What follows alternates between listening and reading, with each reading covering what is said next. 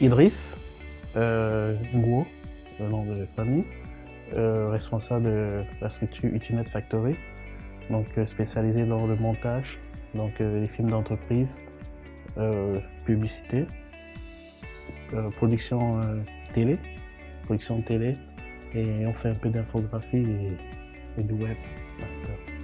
Ma particularité, c'est plus sur le montage. Donc le montage, parce que c'est ma formation d'origine. Donc je sais qu'au montage, c'est le truc que je sais que je suis calé. Donc le reste, c'est dans le tas que j'ai appris. Donc voilà. Mais le montage, c'est mon domaine. La production télé. Donc Afrobuzz Libreville, c'est un projet sur lequel je travaille et j'aime bien le faire. Ça me permet de rencontrer du monde et en même temps de valoriser un peu la culture gabonaise. Donc c'est ce truc-là qui me plaît, le fait des rencontres et de montrer à l'extérieur, parce que ça passe sur une chaîne internationale, de montrer le Gabon dans un autre visage, une jeunesse dynamique qui bouge et des choses qui se passent. Donc c'est plus cette originalité-là. En fait, le audiovisuel est important pour le monde, pour l'Afrique et particulièrement pour le Gabon, parce que de nos jours, les supports visuels sont des messages, transmettent des messages et informent les populations. Donc pour le gars qui est je prends l'exemple, qui est à Paris, s'il veut avoir un aperçu du Gabon, il suffit qu'il parte sur YouTube, qu'il tape une image Gabon, il recherche Gabon. Ce n'est pas des textes sur Wikipédia qu'il aura, qui pourront facilement l'édifier sur la culture, sur ce qui se passe et tout ça. C'est à travers les images. Donc ça que l'audiovisuel pour moi c'est un support, c'est un canal. Et ça permet de connecter en même temps les personnes et voilà, de rendre le monde en village planétaire en fait. Au niveau des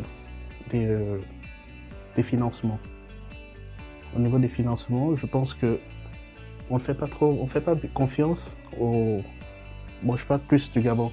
On fait pas confiance aux réalisateurs et aux gens de l'audiovisuel au Gabon. Donc quand il s'agit des grosses productions, il y a toujours des gens qui viennent de l'extérieur et on nous fait toujours travailler comme des assistants ou bien voilà, des tâches. Pourtant, on a du potentiel. Donc c'est la confiance et le financement. Donc quand je parle de financement, je fais ma facture parce que je sais que cette production doit faire tant et tout. Mais j'ai l'impression que le mec en face, il dit mais toi, tu sais que tu mérites même quand tu donnes 20 millions pour une production. Pourtant, en fait, cette production vaut le coup. Et ce qui fait qu'on trouve qu'on est faible parce qu'on s'adapte souvent au budget. Et s'adapter au budget, ça veut dire être en train de faire plusieurs choses à la fois sur un plateau. Tu vas te retrouver entre réalisateur, cadreur, éclairagiste, parce que tu n'as pas assez de moyens pour payer toute une équipe de production. Donc je pense que c'est ça qui fait un peu la faiblesse de nos productions, c'est le financement. C'est les moyens qu'on met sur les productions. Okay. Tu peux être créatif comment tu peux, mais quand il y a une production, quand il y a des moyens, ça se ressent. Ça se ressent quand même. Au niveau des forces, c'est la créativité des réalisateurs, des monteurs, des gars, des bandes, c'est la créativité. Je trouve que les gars avec peu de moyens justement, qui est le fait de ne pas leur donner les moyens, mais ce qu'ils arrivent à faire avec peu de moyens, je dis bravo. Je suis tout le temps en train de regarder, je suis plein de vidéos des gars, je peux dire de Red One, de Red One, et à chaque fois, il y a toujours, chacun a sa particularité, il y a toujours une coloration et un petit truc que chacun a. C'est jamais égal, ça ne se ressemble pas, et c'est ça la force, c'est qu'il y a beaucoup, on est nombreux, et chacun donne son originalité, sa personnalité à son œuvre. plus jeune, j'ai commencé par le rap. J'étais dans un groupe de rap. Une courte carrière. Et en fait, pour moi, je voulais pas quitter ce milieu. Je voulais pas quitter ce milieu artistique. Et déjà pas très talentueux dans le rap. Et le son, je dis bon, ok, qu'est-ce que je peux faire? Et j'ai dit, je vais faire des clips vidéo pour toujours être en contact. Donc moi, au départ, c'était clips vidéo pour des rappeurs, hein, c'était focus.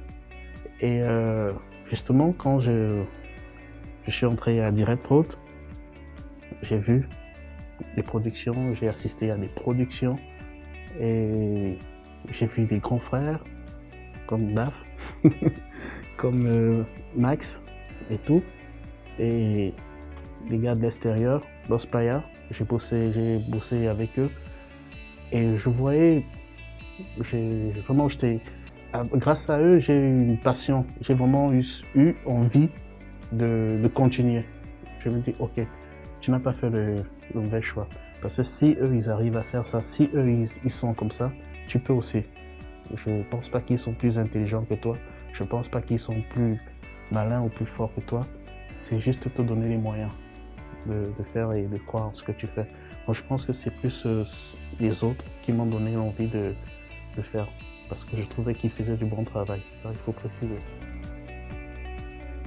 Moi, je suis toujours dans le... Et je ne sais pas pourquoi on n'arrive pas à ça aujourd'hui. Les films anciens. Bali, les couilles de l'éléphant. Je ne sais pas. Pourtant, la technologie a plutôt évolué. Mais on n'arrive pas à avoir cette qualité. Même les jeux des acteurs. Ici, quand tu vois une production, c'est souvent trop téléguidé. Oui, bonjour. Oui, non.